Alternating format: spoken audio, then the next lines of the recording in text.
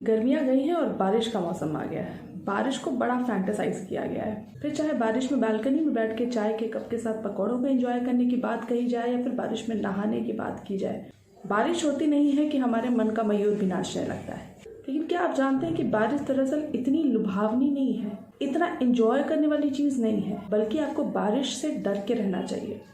ये वो समय है जब आपके शरीर की इम्यूनिटी पावर बहुत कमज़ोर होती है और इसकी वजह से आपको आसानी से किसी भी प्रकार का संक्रमण इन्फेक्शन हो सकता है। आज हम बात करने वाले हैं कि इस मौसम में आपको किस प्रकार से अपना ख्याल रखने की ज़रूरत है ताकि आपके शरीर की इम्यूनिटी पावर कमज़ोर नहीं हो और ये बारिश आपको बीमार न करे। बताने वाली हूँ आपको 4 ऐसी चीज़ें जो आपको नहीं करनी चाहिए और 5 ऐसी चीज़ें जो आपको बिल्कुल करनी चाहिए अगर आप बारिश में स्वस्थ रहना चाहते हैं। तो वीडियो पूरा ज़रूर देखिएगा। इन्फॉर्मेशन अगर पसंद आती है तो चैनल को सब्सक्राइब करना बिल्कुल मत भूलिएगा। इसी तरीके की यूजफुल इन्फॉर्मेशन आपको मेरे चैनल पर मिलती हैं और वीडियो को लाइक और शेयर ज़रूर कीजिएगा।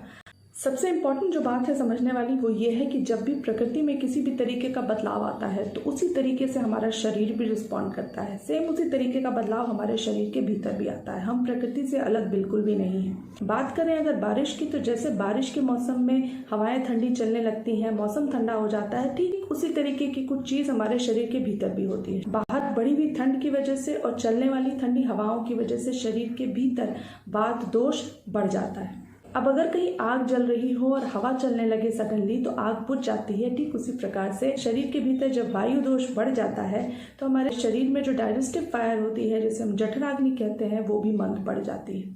तीसरी जो चीज़ होती है, चूंकि प्रकृति में जलयांश बढ़ जाता है, बारिश में पानी बरसता है तो हर जगह वाटर लॉगिंग हो जाती है। ठीक उसी प्रकार से शरीर में भी कफ दोष होता है और ये कफ दोष है वो अर्थ और वाटर एलिमेंट का बना हुआ है। चूंकि इसमें वाटर एलिमेंट भी है, इस वजह से बाहर वाटर एलिमेंट के बढ़ने की वजह से शरीर में भी वाटर एलिमेंट बढ़ जाता है, यानी कि कफ दोष बढ़ जाता है। तो बेसिकली आपको इस मौसम में बढ़े हुए वात की वजह से, अग्नि के मंद होने की वजह से और बढ़े हुए कफ दोष की वजह से जितनी भी प्रकार की बीमारियां होती हैं वो होने की संभावना बढ़ जाती है। अकेले वात दोष की वजह से ही आपको 80 प्रकार के रोग होते हैं। तो मोटे मोटे तौर पर आपको ये समझना ज़रूरी है कि अब आपको इस मौसम में बढ़े हुए वात की वजह से, डाइजेशन स्लो डाउन हो जाने की वजह से और कफ के बढ़ जाने की वजह से, इन तीनों वजहों से आपको बीमारियां होने वाली। तो बीमारियों की फहरिस्त भी अच्छी खासी लंबी चौड़ी होने वाली। कुछ बीमारियों के नाम की अगर बात की जाए तो बुखार होने की संभावना, malaria, typhoid, jaundice, skin diseases, diarrhoea, indigestion, gas, bloating, cold and cough, दमा, जॉन्डिस और फाइलेरिया, इस तरीके की तमाम सारी प्रॉब्लम्स होने की संभावना बढ़ जाती है। चलिए अब आगे बढ़ते हैं और फटाफट से जान लेते हैं वो 4 ऐसी चीज़ें जिनसे आपको परहेज करने की ज़रूरत है अगर आप बीमार नहीं पड़ना चाहते हैं इन बारिशों में। सबसे पहली चीज़ कि बासी चीज़ों से परहेज करें, बासी भोजन बिल्कुल ना करें। ठंडी चीज़ों से परहेज करें, ठंडा खाना और ठंडा पानी, इससे बचें। दूसरी चीज़, बाहर का पानी पीने से बचें और बाहर का भोजन करने से बचें। तीसरी चीज़, ज़रूरत से ज़्यादा खाने से बचिए और लेट नाइट अगर खाना खाने की आपकी आदत है, देर रात अगर आप भोजन करते हैं तो इस आदत को भी बदल दीजिए। चौथी चीज़, अंकुरित अनाजों से बचिए, सलाद आपको नहीं खाना है, कच्ची सब्जियों से परहेज कीजिए और हरी पत्तेदार सब्जियों से भी परहेज करने की ज़रूरत है। अब हम जान लेते हैं 5 ऐसी चीज़ें जिनको आपको ज़रूर करना है अगर आप इन बारिशों के मौसम में स्वस्थ रहना चाहते हैं। सबसे पहली चीज़, खाने से ठीक पहले अदरक का एक छोटा सा टुकड़ा, आधा इंच का टुकड़ा सेंधा नमक में मिलाकर आपको इसको मुंह में रख के इसका रस लेना है और उसके बाद ही आप खाना खाएं। दूसरी चीज़, अनाज आप जो भी खाने में इस्तेमाल कर रहे हैं वो पुराना होना चाहिए, लगभग साल भर पुराना अनाज होना चाहिए। इसी वजह से भारत में हमारे यहाँ पारंपरिक तौर से घर की महिलाएं अनाज को स्टोर करके रखती थी ताकि उनका उपयोग बारिश के इस मौसम में हो सके। बारिश के इस मौसम में किन अनाजों का आप सेवन कर सकते हैं तो गेहूँ, चावल, जौ, मूंग की दाल, ये सबसे अच्छे अनाज हैं इस मौसम के लिए।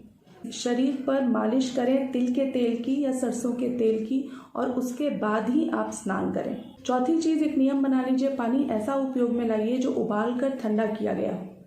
इस तरीके से उबाल कर ठंडा किया गया पानी आप 1 गिलास ले लीजिए और उसमें 1 से 1.5 चम्मच आप शहद मिला दीजिए और इसमें आप आधा इंच का अदरक का टुकड़ा ग्रेट करके डाल दीजिए।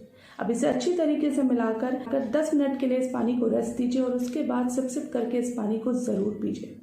आप चाहें तो रोज एक बार 1 गिलास इस तरीके के पानी का सेवन कर सकते हैं, बहुत फायदेमंद है। बारिश के इस मौसम में शहद का ये पानी बहुत अच्छी औषधि है, याद रखिए, और ये औषधि आपके घर में ही मौजूद है। पांचवी और आखिरी बात ये कि खाना जो भी आप खाएंगे वो घर का बना हुआ होना चाहिए और इस खाने में आप काली मिर्च, अदरक, अजवाइन, हींग और घी का ज़रूर इस्तेमाल करेंगे। जितनी भी बातें आयुर्वेद अनुसार मैंने आपको आज के इस वीडियो में बताई हैं, उन बातों को ज़रूर फॉलो कीजिए और फिर देखिए ये बारिश आपके लिए कितनी सुहानी हो जाती है। उम्मीद करती हूँ वीडियो में दी हुई आज की जानकारी आपके लिए फ़ायदेमंद होगी। मिलते हैं किसी और वीडियो में इसी तरीके की और यूज़फुल इन्फॉर्मेशन के साथ। तब तक के लिए अपना ख्याल रखिए। Stay healthy and stay fit.